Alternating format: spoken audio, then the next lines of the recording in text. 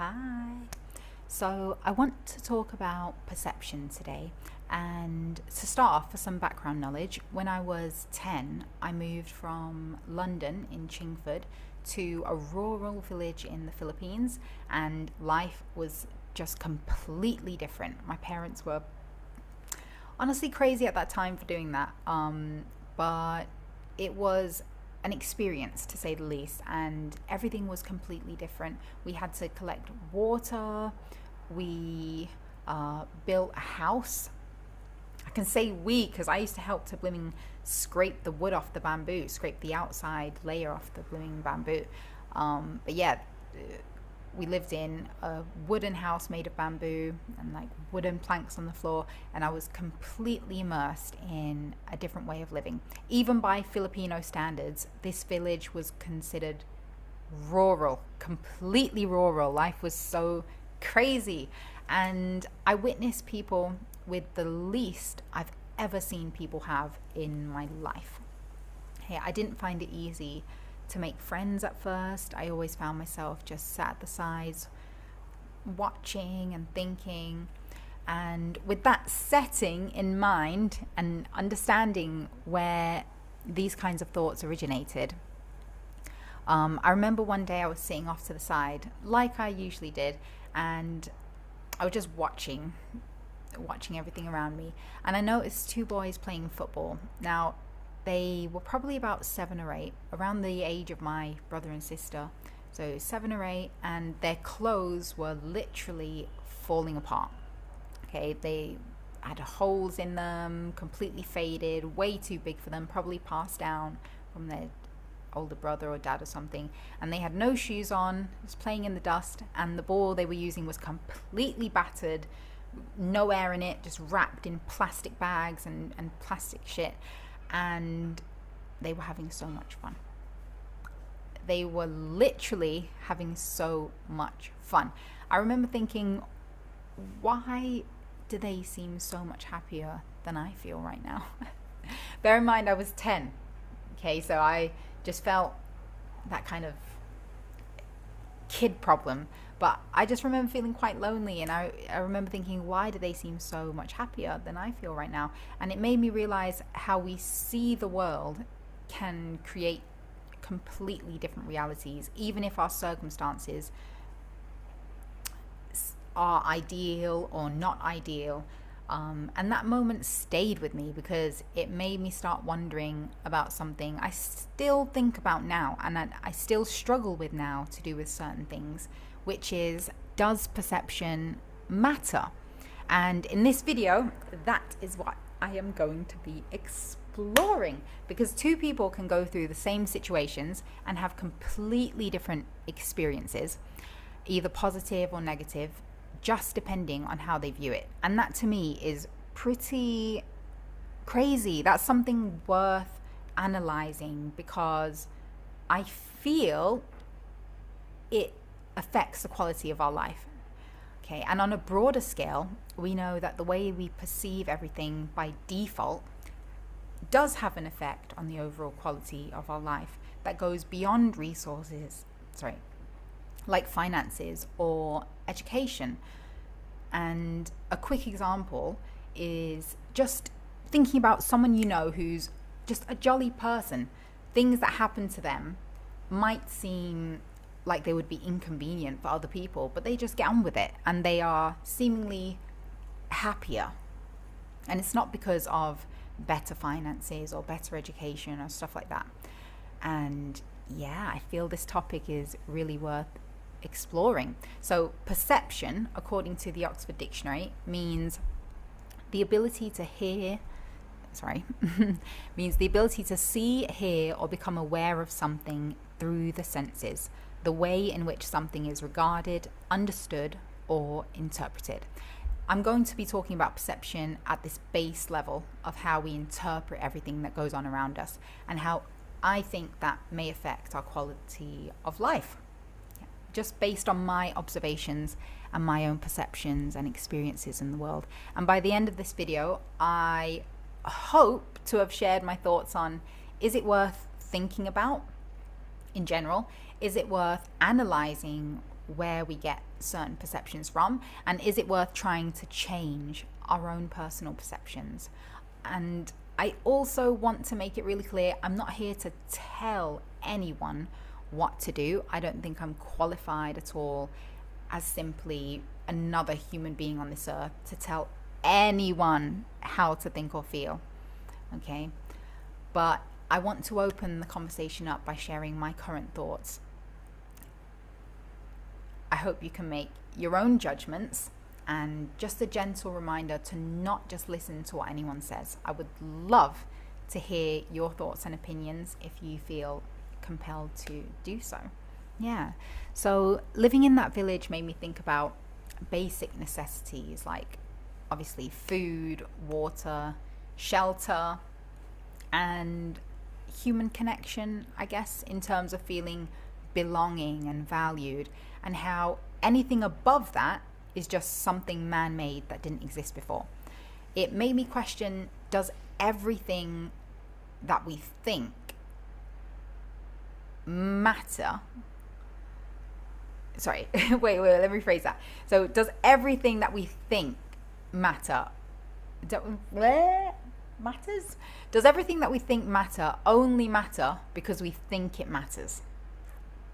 Does that make sense? Right? So all the feelings those two boys are feeling is exactly what every kid looks for when playing. It's joy, fun, friendship, living in the moment, enjoying the moment, just having a laugh. And what on earth was I sat there feeling like shit for when my position was much better than theirs in terms of what I had, but they had what I felt like I was missing. Now, because of this, I realized it was my perspective that I felt needed to change, not my situation.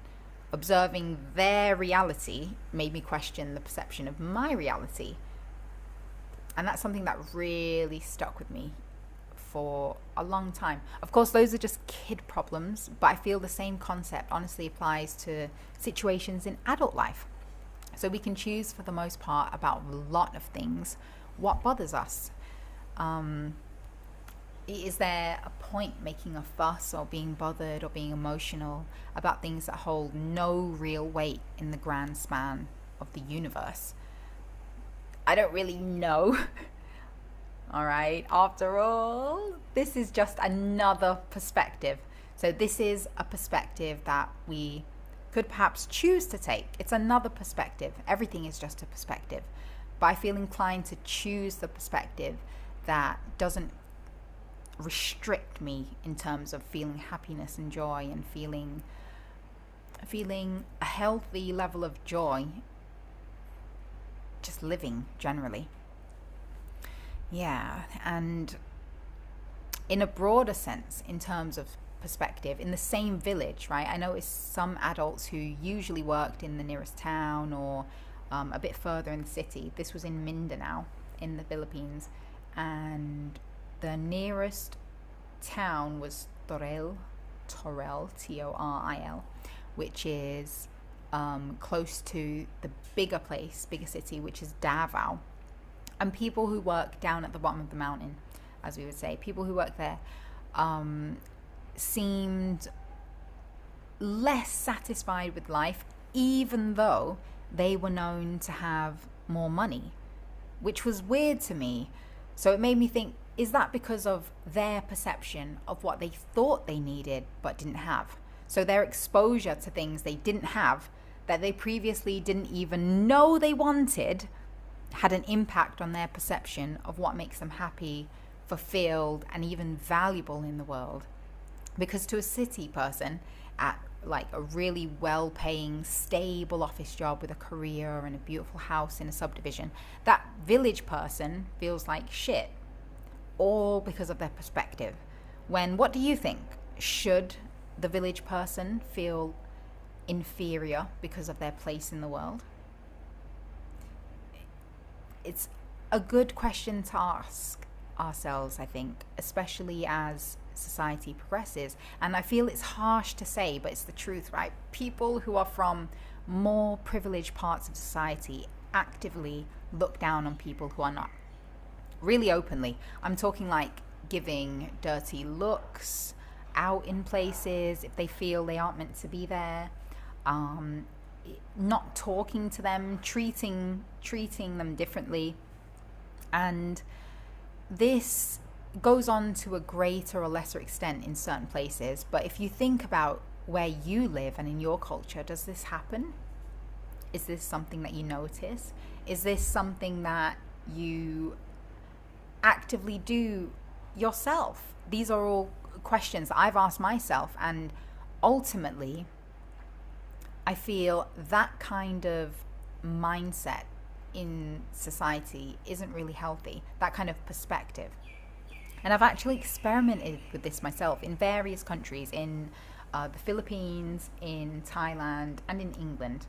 So I've lived in all three of these places, and as an adult in every place, I have experimented with going out looking nicer, or the opposite, looking scruffy. And the response you get from people in general, whether that's service people or, cashiers, people in general, as you walk, you get such different responses. And you try it. It's an interesting thing to do. If you can just get over people seeing you in a scruffy state, just go ahead and do it. It's really interesting. It's interesting, especially if you don't take it personally, obviously, because you realize that they are judging I don't want to say facade, but they are judging based on their perception of you, based on what you look like in that moment, when obviously that might not be a very good depiction of who you are as a whole. Yeah, so on the other hand, there could be a farmer in the same village, in this village in Mindanao, who knows seemingly about the more lavish life in the cities, but instead looks at the city as like a dirty place, and he loves the village. And he feels overall his life is much better. As far as satisfaction with life goes, the farmer is richer, even though he may not be financially.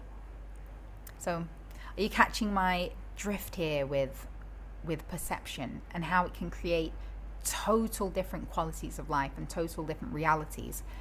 So, yeah, that was about the village. And it's no secret that in all societies around the world now, perhaps some more or less than others, but especially in societies that are developed or currently in the stages of fast development, a lot of value is placed on how much people have or own. And this concept is heavily drilled into you from a young age, especially in the West, I feel, to a point where there's active division amongst the people because of it, and a lack of respect in general, both ways, for between the upper and lower class. Yeah, or basically those that seemingly have and those that seemingly don't. Because debt isn't available thing nowadays. Yeah, because of this perspective, things have become more about competition as well with others than actually making our lives better. Really, especially as economies have grown around the world and as debt has become more accessible to the everyday person. So this current societal perception has warped our judgment of character as a society, and has directly had an impact on how people judge each other and themselves. Does that make sense? I hope this makes sense. Those are my thoughts on that. This perception, the perception of wealth basically being important, has made people judge each other and themselves in a way that we previously didn't. And then it begs the question, should we? Is that a healthy thing to do for us as human beings?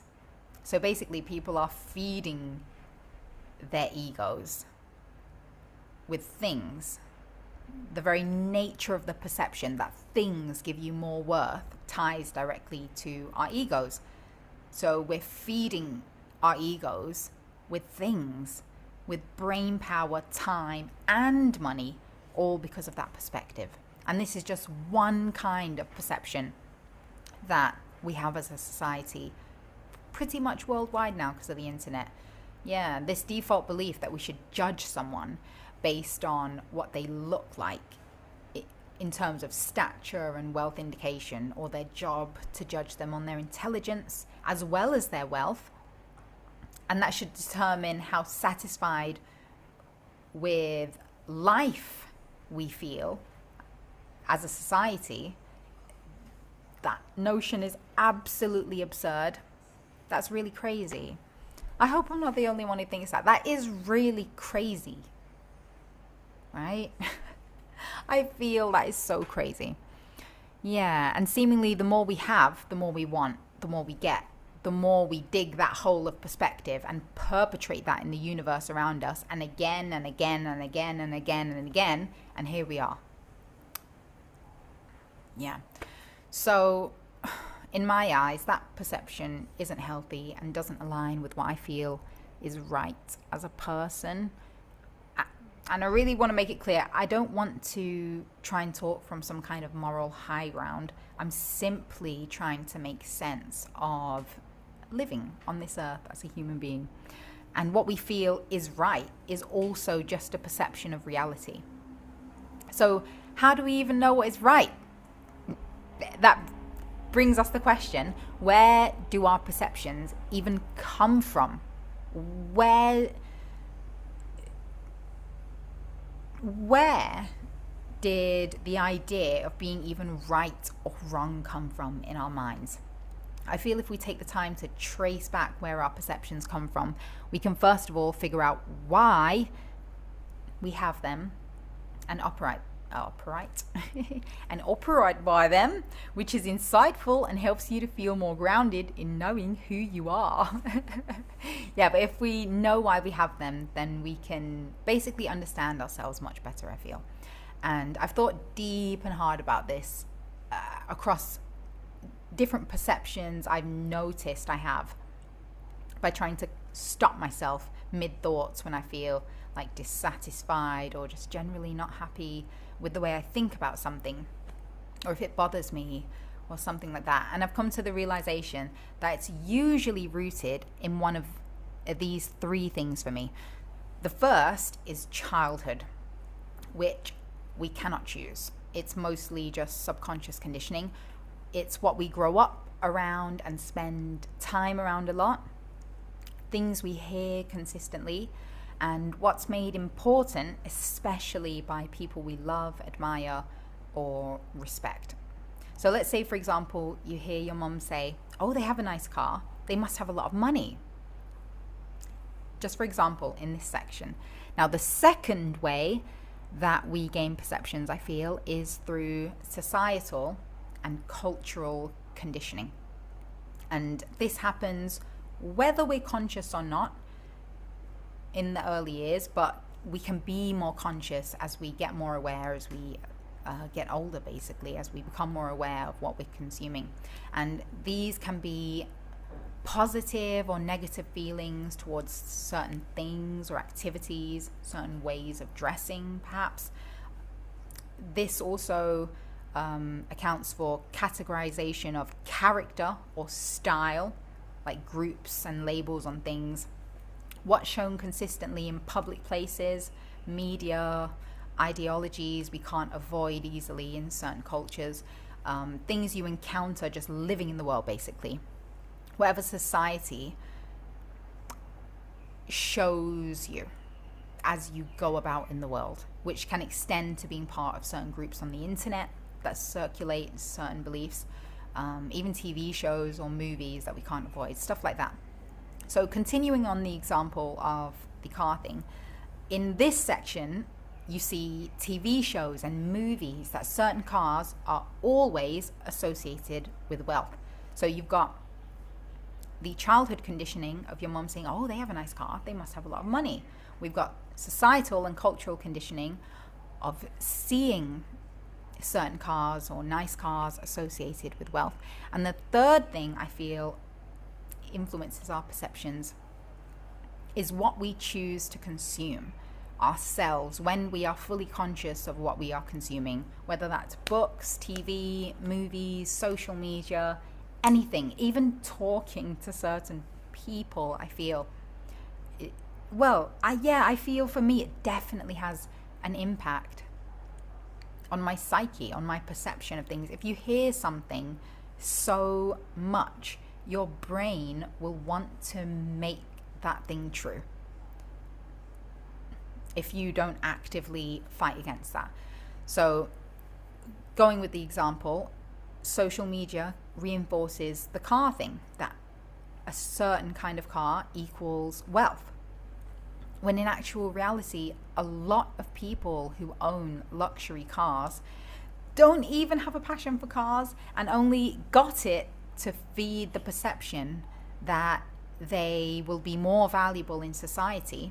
Meanwhile, probably getting themselves further into debt for it, both financially and emotionally, because any connections made are made on the basis that wealth equals value, which isn't a strong basis for human connection anyway. So we've built all these belief systems to the detriment of human connection, which goes against what those two kids taught me through their actions in my mind. That goes against the concept of that. Okay. I really hope this is making sense. Please let me know. Yeah, another simple example of perception that's had an effect in society today is aging. That we should be afraid of looking different as we get older, which is a natural repercussion of having the privilege of living a long and hopefully healthy life. So we want to live past 100 but look 30 forever. What? No one's ever looked at their grandma and thought, oh, you are a real ugly. What is that mentality about? Why are people looking at themselves and thinking that when they're not even, oh goodness, it's a perception. And a big reason for pushing that perception is profits. So taking advantage of the emotional instability in people equals profits. I want to see the proof that I've smiled a lot in my life. Thank you. I want to see every wrinkle from every giggle. But if we think about years of frowning, which roots itself in the perception that things around you don't satisfy you, that will also show, right? So is the healthier perception overall to not have wrinkles at all and to try and be young forever, or to age gracefully in terms of the lines you do have on your face because of the choices you make every day, and to actually be proud of those choices? So these are all the main places I feel our perceptions come from anyway. Now, on to whether I think they matter. Should we think about them, if I haven't made it clear already? I think they do matter, yeah. In short, when certain perceptions don't serve you, yes, they matter. But like anything, I believe we should do things for good reason. And by good, I mean for the betterment of the individual, which doesn't hurt the individual or people around them. If something doesn't hurt you or the people around you, for the most part, I feel, this is my personal conviction, that is a fine thing to do. So the three biggest reasons I've landed on are, in terms of, are they worth trying to alter? Are our perceptions worth trying to alter? Yes, and here are three reasons. Number one, it improves quality of life. I've got dry mouth so bad. Yeah, improves quality of life. If certain perceptions make us feel miserable, or at worst cause, some kind of sickness or pain, I feel it should be let go or replaced. because you're putting the perception then before your health, and your health will determine a lot about the quality of life. So that's important. The second reason, people are going to always try and take advantage of the malleability of others anyway. So your perception is worth protecting, because if you don't protect it, the world is set up to mold you one way or another, I feel. Okay. And the third reason, everything we support gets stronger, and that goes for not supporting certain things too. So all our actions in the world are as a result of our perception or our perceptions. And as long as we give in to doing actions because of certain perceptions that we feel we don't even agree with and don't serve us, that perception will continue to live on. Yeah. And personally, it's done me well to let go of perceptions that get in the way of me living a life that makes me joyful, as I said before, as well as taking on new perceptions that enrich my life more in general. Yeah, so undoing certain ways that we see things, or even spotting them to be able to undo them, can be so tricky and uncomfortable, but definitely worth it. Yeah. Okay, I hope that makes sense. So that's my conclusion. As I mentioned in the beginning, I don't think I know what the fuck I'm talking about. I don't think I know what's best. I'm just sharing my thoughts, and I really hope to hear some of yours too. Yay. So thank you for watching. Bye.